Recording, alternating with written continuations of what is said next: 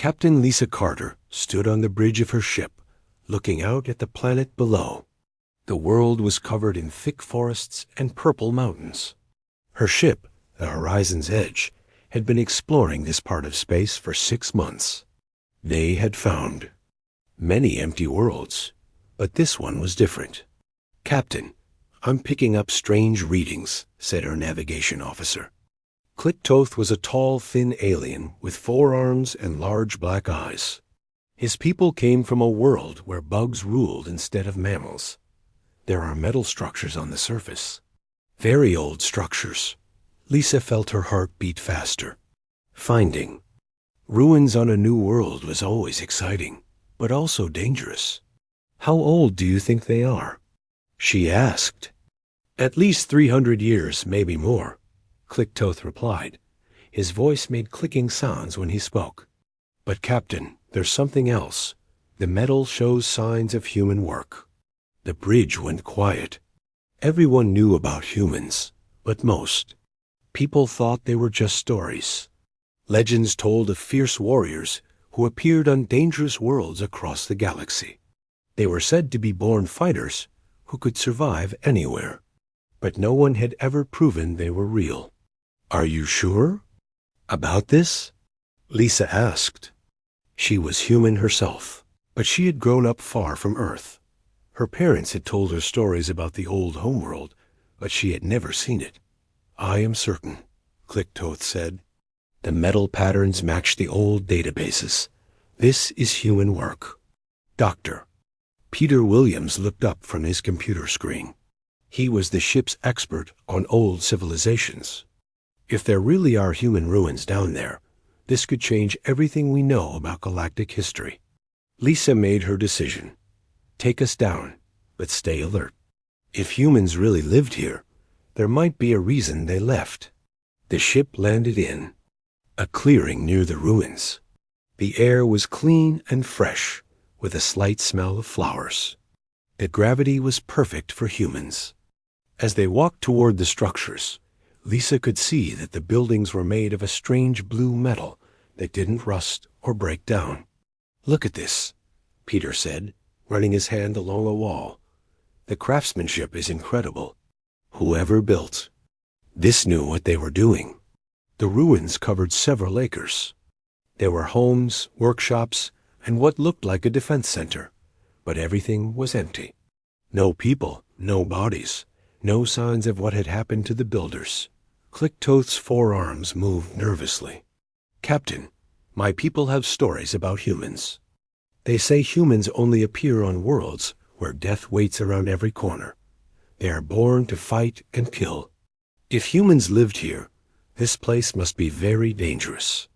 Lisa wanted to laugh, but she kept quiet. She knew the truth about humans. They weren't magical warriors who appeared from nowhere. They were just people, like any other species. But she also knew that most of the galaxy believed the stories. "Helen, run a full scan of the area," Lisa said to the ship's computer. "Scanning." "Now, Captain Carter," replied the artificial intelligence. Helen Brooks had programmed the computer's voice to sound like her grandmother. "I detect no immediate threats. However, I am finding interesting data signatures in the central building." They made their way to the largest structure. Inside, they found rooms filled with old equipment. Most of it was broken, but some pieces still worked. Peter found a small device that looked like a book made of light. "It's a data pad," he said with excitement, "and it's still functioning." The pad showed writing in an old human language. Peter worked for hours to translate it. Finally, he called the others over. "I've got something," he said. "This is a personal log from someone named Amy Stewart. She was a military officer. Listen to this. Day 847 of the evacuation. The Vorthen fleet found us again.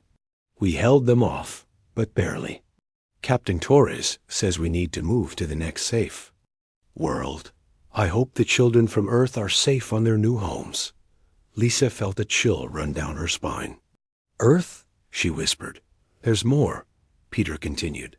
She mentions coordinates, star charts, and something about scattering across the galaxy to keep the species alive. Jake Morrison, the ship's security chief, stepped forward. Captain, if this information is real, it means humans didn't evolve on different worlds. They came from one place and spread out. Clicktoth's eyes went wide. That's impossible. The stories say humans are natural predators who grow on death worlds. They can't all be from one planet. Lisa looked at the data pad in Peter's hands. She knew this discovery could change everything. For 300 years, the galaxy had believed humans were scattered, dangerous beings who appeared wherever life was hardest. This fear had actually protected human colonies. Other species left them alone because they thought humans were too dangerous to fight. Helen, search the galactic databases for any mention of human homeworlds, Lisa ordered. Searching, Captain. I find 17 different theories about human origins. Most suggest they evolved separately on multiple worlds. However, I am detecting patterns that suggest otherwise. What kind of patterns? Peter asked. Every known. Human settlement shows signs of recent colonization within the last 400 years. Additionally, all human colonies show similar architectural styles and technology patterns.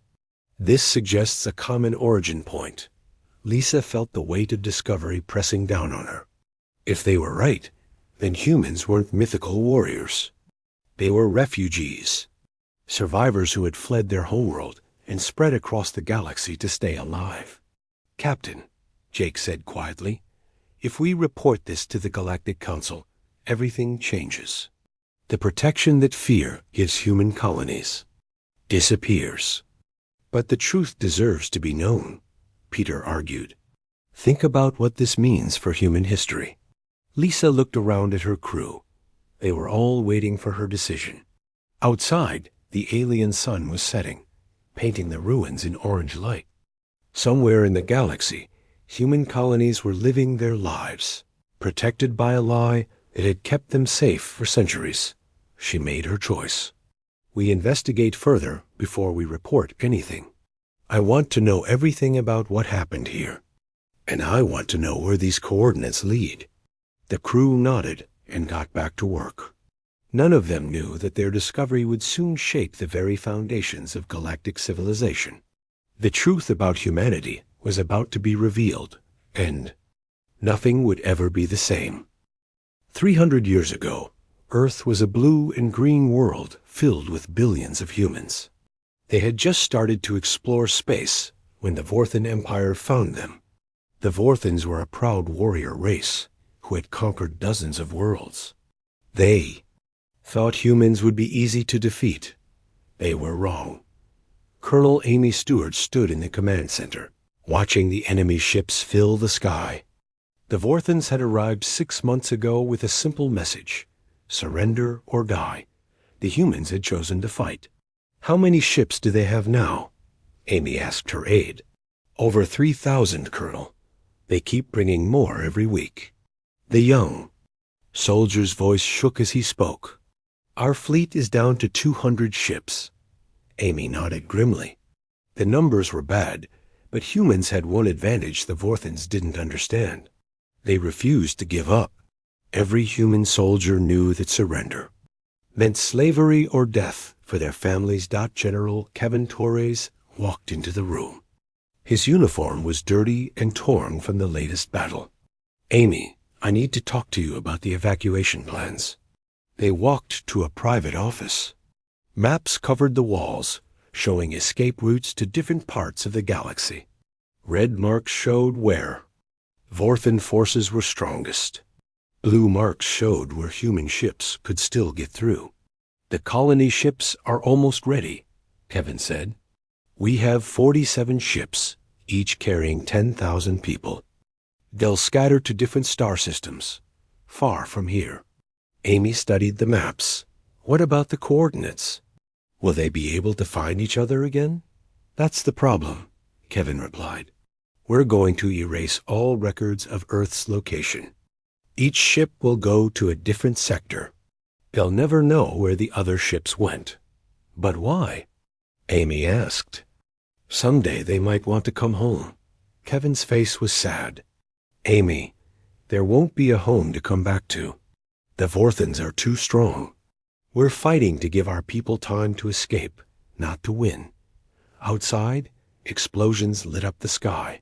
The Vorthans were attacking the orbital defense stations again. Human fighters flew between the massive enemy ships, hitting them with everything they had. For every Vorthan ship destroyed, 10 more took its place in space. Captain Nicole Adams led her squadron against impossible odds. Her ship, the Liberty, had been in constant battle for weeks. Half her crew was wounded, and her engines were barely working. Captain, we have 20 enemy fighters incoming, her gunner reported. Good, Nicole replied. I was getting bored. The Liberty spun and fired, destroying 3 enemy ships before they could react. Nicole's pilots followed her lead, fighting with a fury that shocked the Vorthans. These humans didn't retreat when outnumbered. They attacked even harder. On the Vorthan command ship, General Vex Moore watched the battle reports with growing concern. His people were winning, but the cost was enormous. For every human they killed, they lost 3 Vorthans. The humans fought like wild animals, never surrendering, never showing fear. General, his aide said, our forces are requesting more reinforcements. The humans are fighting in ways we've never seen before. Vexmore looked at the tactical display. Human ships were ramming his vessels when they ran out of weapons. Human soldiers were blowing themselves up to take out Vorthan positions. It was madness. What kind of species fights like this? He wondered aloud.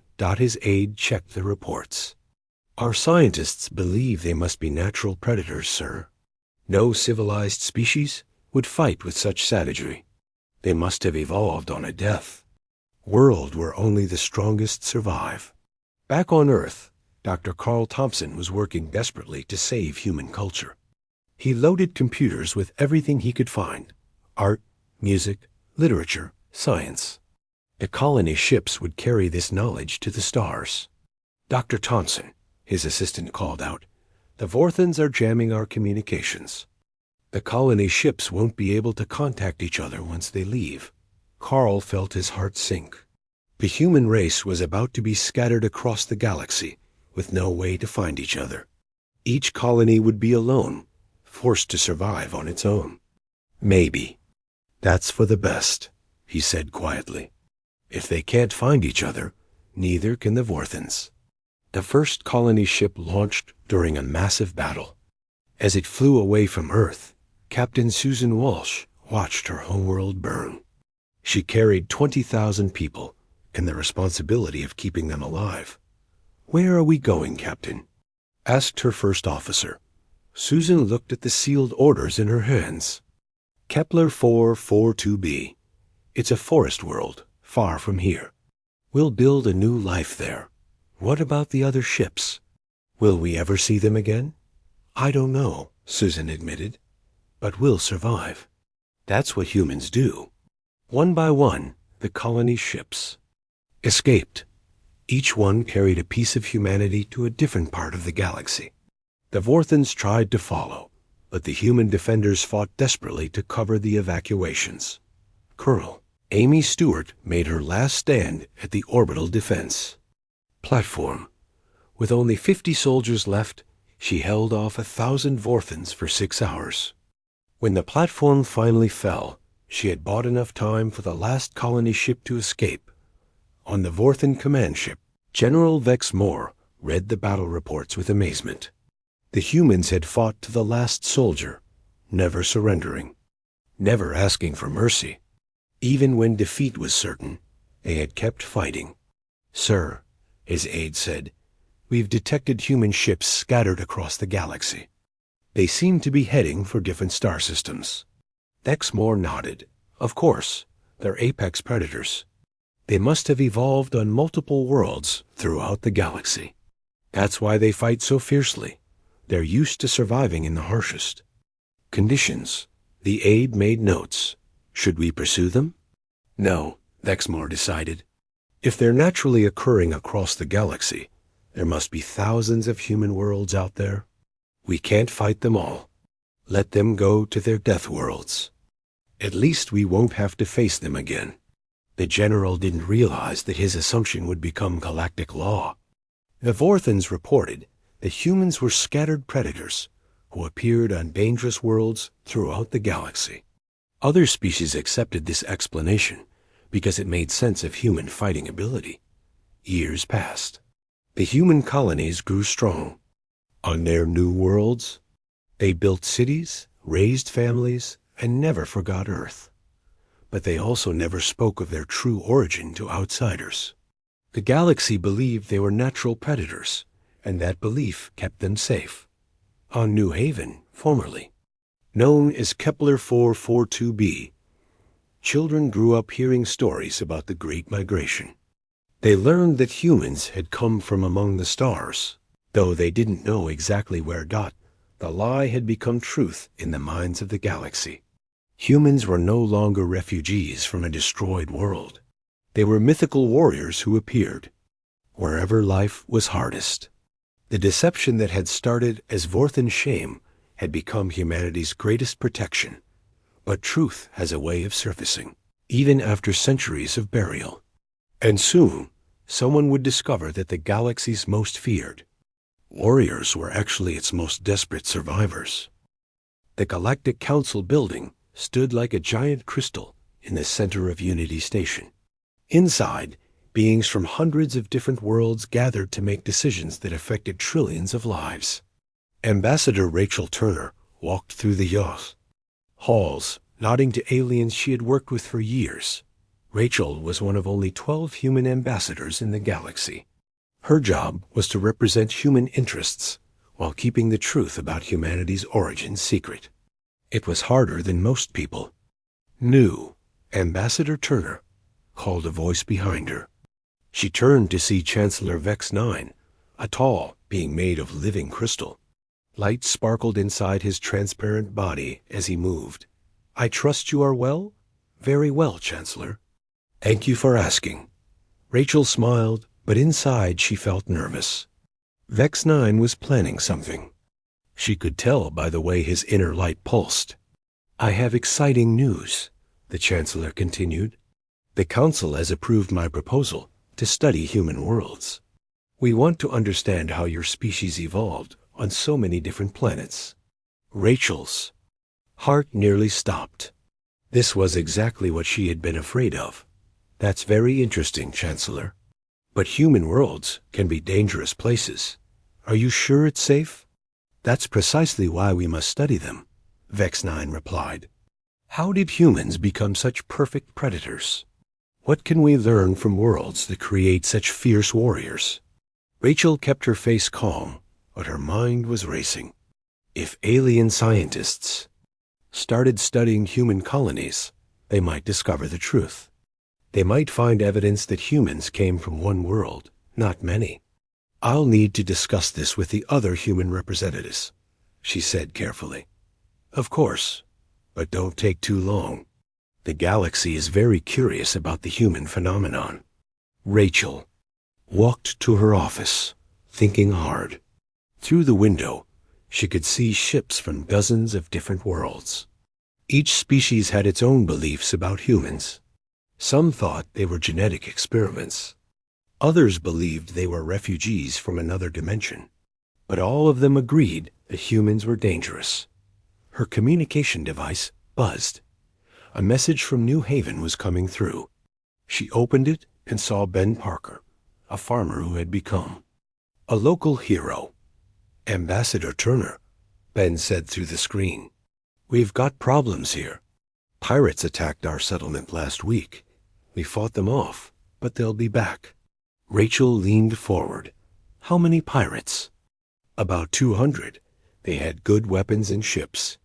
But they weren't expecting us to fight back so hard. Ben's face was dirty and tired, but he was smiling. We lost 12 people, but we killed over 100 of theirs. They ran away when they realized we wouldn't surrender. Did any of them escape?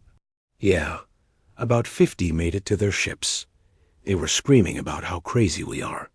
Said we fight like demons. Rachel sighed. This was exactly what she didn't need. More stories about human savagery would spread through the galaxy. The pirates would tell everyone about the fierce humans on New Haven. Ben, I need you to be careful. Try not to let word spread about the battle. Too late for that, Ben replied. Half the sector knows about it already. But don't worry. Everyone thinks we're just doing what humans do naturally. After the call ended, Rachel sat in her office thinking. The galaxy's belief in human savagery was both a blessing and a curse. It kept human colonies safe from invasion, but it also made them targets for anyone wanting to test themselves against legendary warriors. Maria Santos, the Council's communication officer, knocked on her door. Ambassador, I've been monitoring alien transmissions. You need to hear this. Maria played a recording of Vorthan military communications. The voices spoke in the clicking language of the Empire, but Maria had translated them. The human colony on Sanctuary Prime has driven off another attack, the voice said. 300 razor pirates couldn't take a settlement of 5,000 farmers. The humans used farming equipment as weapons and fought for 3 days without rest. Are you certain they're normal humans? Asked another voice. They must be. The reports match what we know from the old war. Humans don't retreat. They don't surrender. They fight until they win or die. Maria stopped the recording. There are dozens of transmissions like this. Every time humans fight, it reinforces the legend. Rachel rubbed her temples. What else are they saying? Dr. Frank Miller is making progress on his human origin theory. He's found genetic similarities between humans from different worlds. He thinks all humans might share a common ancestor. This was bad news. Dr. Miller was a brilliant scientist who worked for the Council. If he proved that humans came from one world, everything would change. I need to talk to him, Rachel decided. She found Dr. Miller in his laboratory, studying DNA samples from different human colonies. The thin, pale scientist looked up when she entered. Ambassador Turner, perfect timing. I've made an incredible discovery. What kind of discovery? Rachel asked, trying to sound casual. I've been comparing human genetic material from 17 different worlds. According to the accepted theory, humans evolved separately on each planet. But look at this. He showed her a computer screen covered with complex charts. The genetic differences are tiny, far too small for separate evolution. Rachel studied the charts. What does this mean? It means all humans share a recent common ancestor. It must have spread out from one location within the last few thousand years. Dr. Miller's eyes were bright with excitement. This could revolutionize our understanding of human evolution. Dr. Miller, have you considered that this might be dangerous knowledge? He looked confused. Dangerous? How could scientific truth be dangerous? Rachel chose her words carefully. The galaxy has been stable for centuries, partly because everyone understands their place in it. If you change fundamental beliefs about human nature, you might upset that balance. But the truth is more important than stability, Dr. Miller insisted. Besides, this makes humans even more impressive. Instead of evolving separately on death worlds, they conquered those worlds through skill and determination. Rachel left, the laboratory feeling worried. Dr. Miller wouldn't be stopped by appeals to stability. She needed a different approach. That evening, she met with the other human ambassadors in a secure room. The 12 men and women who represented humanity's scattered colonies sat around a circular table. The situation is getting worse, Rachel began. Chancellor Vex 9 wants to study human worlds. Dr. Miller is close to proving we share a common origin. And every time our people fight pirates or invaders, it makes the legend stronger. Ambassador Carl Davis from the frontier colonies spoke up. Maybe it's time to tell the truth. The deception has served its purpose for 3 centuries. And what happens when the galaxy learns we've been lying? Asked Ambassador Linda Foster from the mining worlds. They'll think we're manipulative and dangerous. They already think we're dangerous, Carl replied. At least this way, they'll know we're not naturally occurring predators. The debate continued for hours. Some wanted to maintain the secret. Others believed the truth would set humanity free. In the end, they decided to wait and see what Dr. Miller discovered. But waiting was becoming harder. Every day brought new evidence that humans were more than just scattered warriors. Every battle fought by human colonists added to the legend, and every scientist who studied human genetics came closer to the truth. Rachel knew that soon, humanity would have to choose between the comfortable lie that protected them and the dangerous truth that defined them. The galaxy was about to learn that its most feared warriors were actually its most desperate survivors. The only question was whether humanity would survive the revelation. Dr. Susan Walsh brushed dirt off an ancient metal box. She had been digging in the ruins of Sanctuary for 3 weeks, and this was her biggest find yet.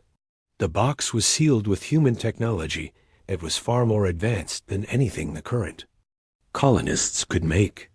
Professor Walsh called her assistant, a young man named Tony Martinez. You need to see this. Susan walked over to where Tony was working. He had uncovered what looked like a large computer terminal, still intact after centuries underground. Can you get it working? Susan asked. Tony nodded. I think so.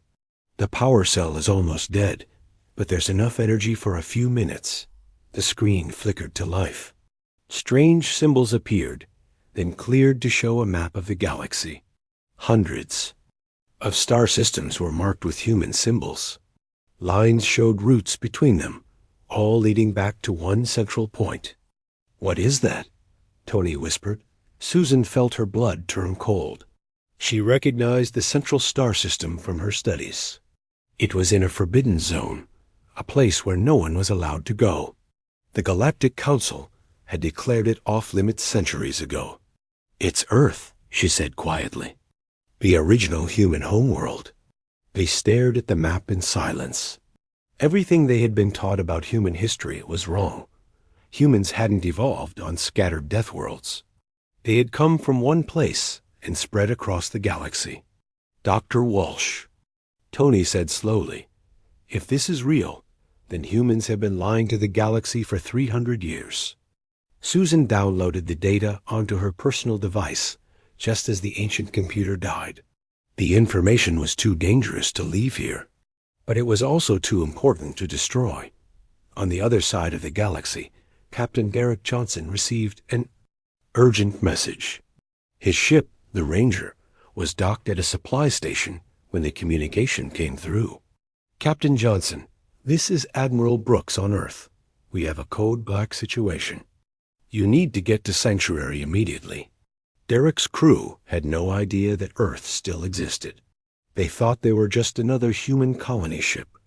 But Derek and a few others knew the truth. Earth had survived the war and had been rebuilding, in secret for centuries. What's the situation? Derek asked. An archaeologist has found pre-war artifacts with star charts. If that information gets out, everything we've worked for will be destroyed. Derek gathered his team. Tony Martinez was his explosives expert, not the same Tony who was helping Dr. Walsh. Linda Foster handled communications. They were all volunteers who had sworn to protect humanity's greatest secret. We're going to Sanctuary, Derek told his crew. Official story is that we're delivering supplies. Real mission is to secure some dangerous artifacts before they cause problems. The Ranger reached Sanctuary in 4 days. Derek's team went to the dig site while the rest of the crew stayed. With the ship, they found Dr. Walsh working alone.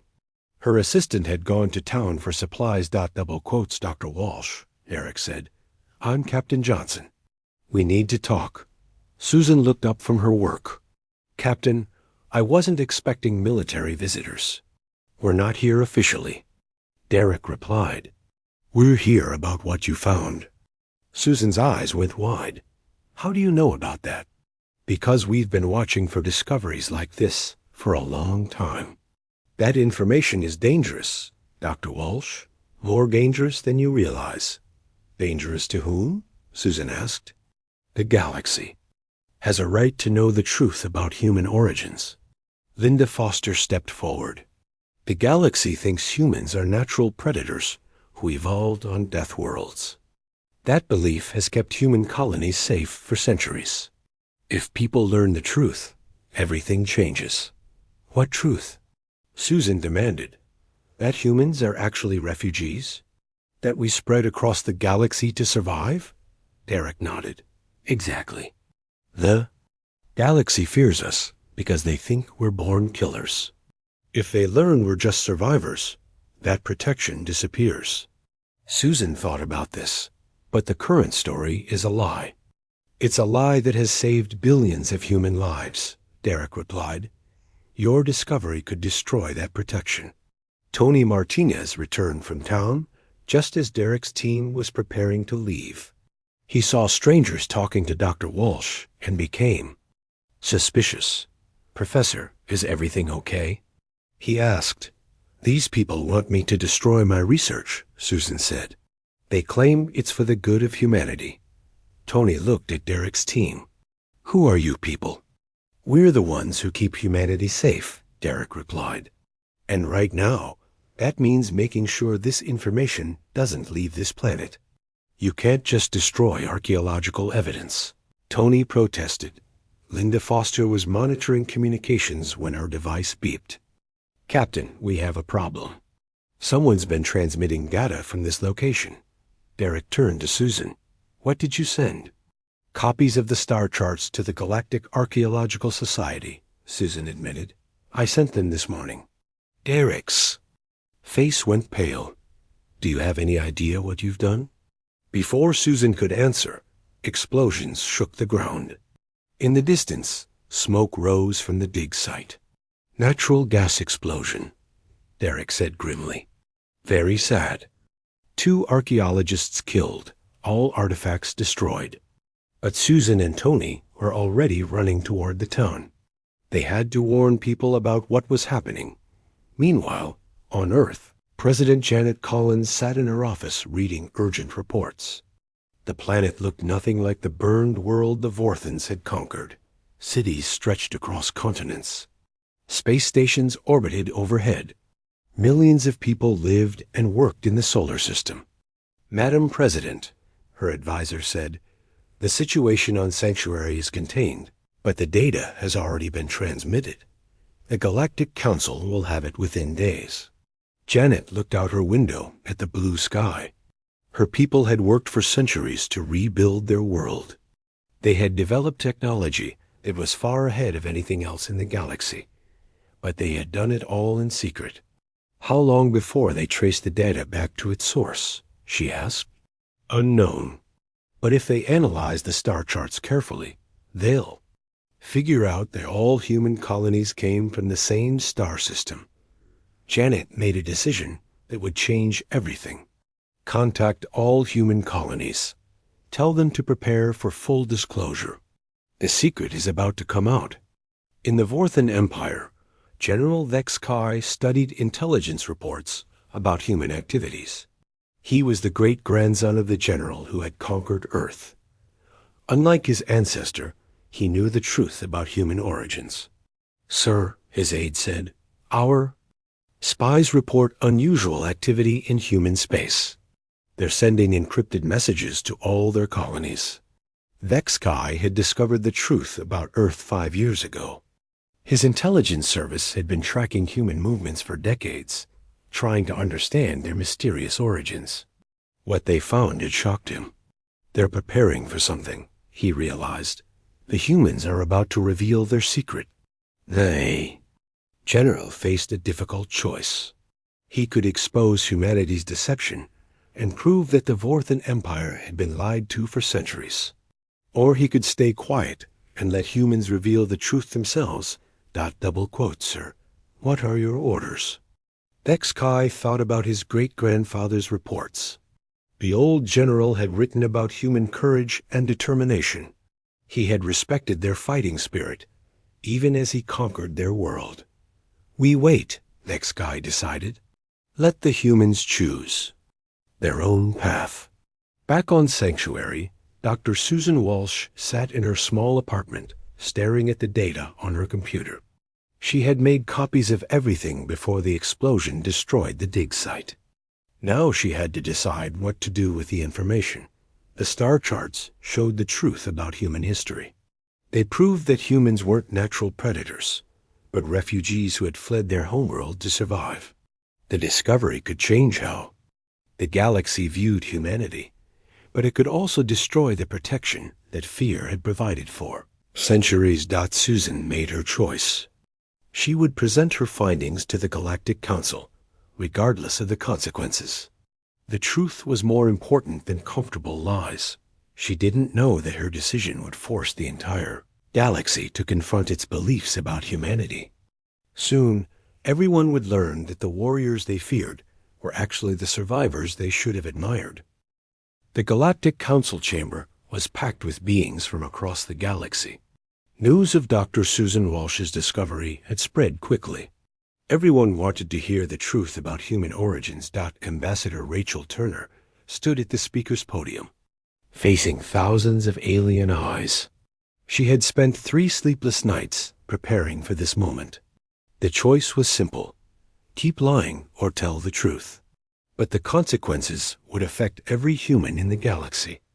Honored members of the Council, Rachel began, for 3 centuries, the galaxy has believed that humans evolved separately on different worlds. Today, I must tell you that this belief is wrong. The chamber erupted in shocked voices.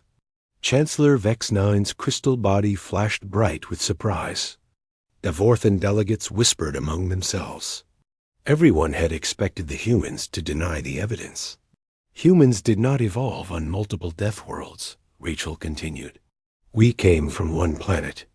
We spread across the galaxy, not because we were natural predators, but because we were desperate survivors.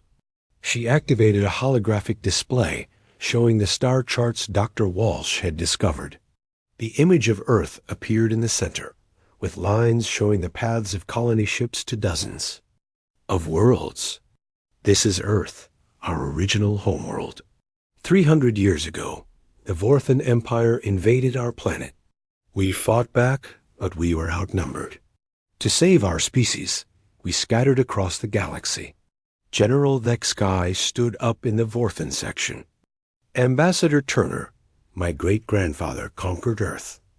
His reports spoke of human savagery in battle. Were those reports false? Rachel looked directly at him. No, General. Your great-grandfather's reports were accurate. Humans did fight with incredible ferocity, but not because we were born killers. We fought so hard because we were protecting our families, our homes, our entire species.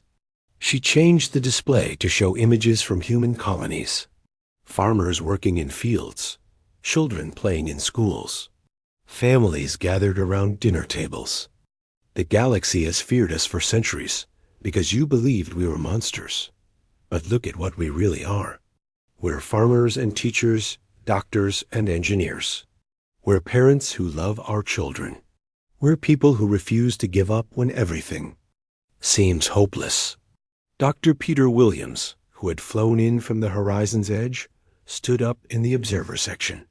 If I may, Ambassador Turner, I'd like to share what we found on Kepler 442b. Rachel nodded, and Peter activated his own display. Images of the ruined colony appeared. This settlement was attacked multiple times over the years. Each time, the colonists could have fled to safer worlds. Instead, they stayed and fought. They died protecting their home, because that's what humans do. We don't surrender. We don't run away. We stand and fight for what we love. Captain Lisa.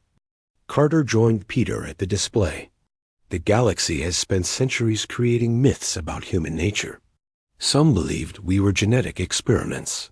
Others thought we were interdimensional refugees. The truth is simpler and more remarkable.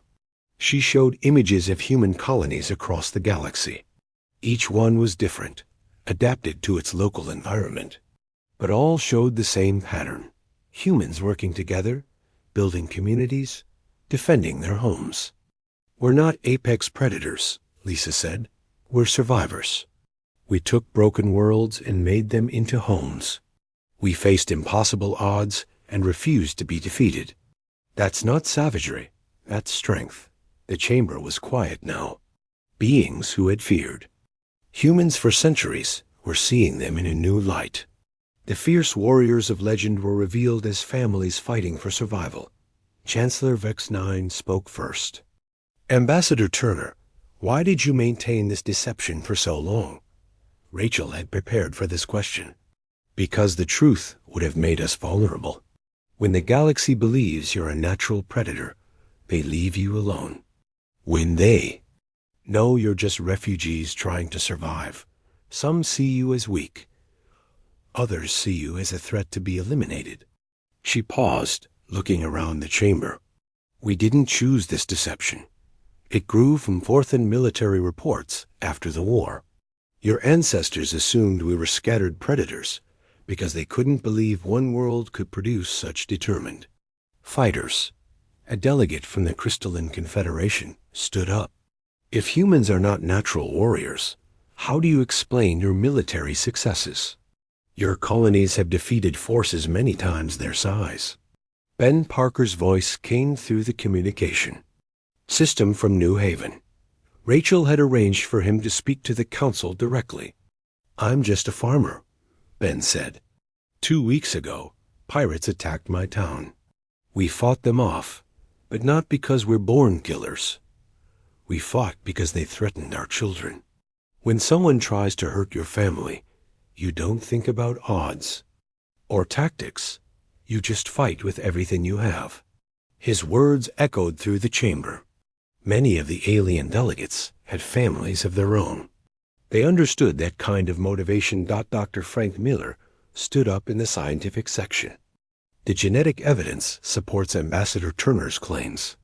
All human populations show signs of recent common ancestry. This is consistent with a diaspora from a single world within the last few hundred years.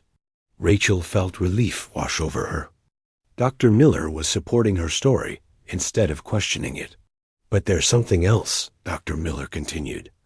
The human genome shows unusual resilience markers. These aren't natural evolutionary traits.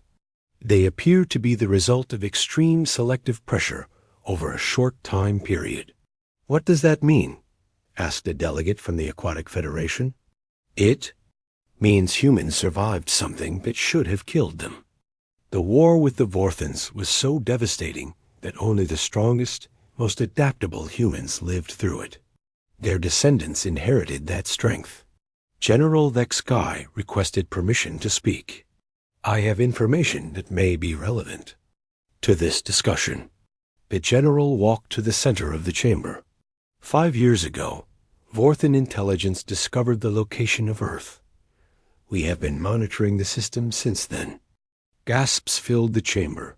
Rachel felt her heart stop. If the Vorthans knew about Earth, everything could be ruined. What we found surprised us, Vex Kai continued. Earth is not a dead world. It has been rebuilt. The human population is now larger than it was before the war. They have developed technology that exceeds anything in the current galaxy. He activated his own display, showing images of Earth cities and space stations. The sight was breathtaking. Rivers and forests had been restored. Cities gleamed with advanced architecture. Ships moved between orbital habitats. The humans could have revealed themselves at any time, Vex Sky said. They could have demanded recognition as a major galactic power. Instead, they chose to remain hidden, protecting their scattered colonies through deception. President Janet Collins appeared on the main screen, speaking from Earth. Many delegates had never seen a human world before.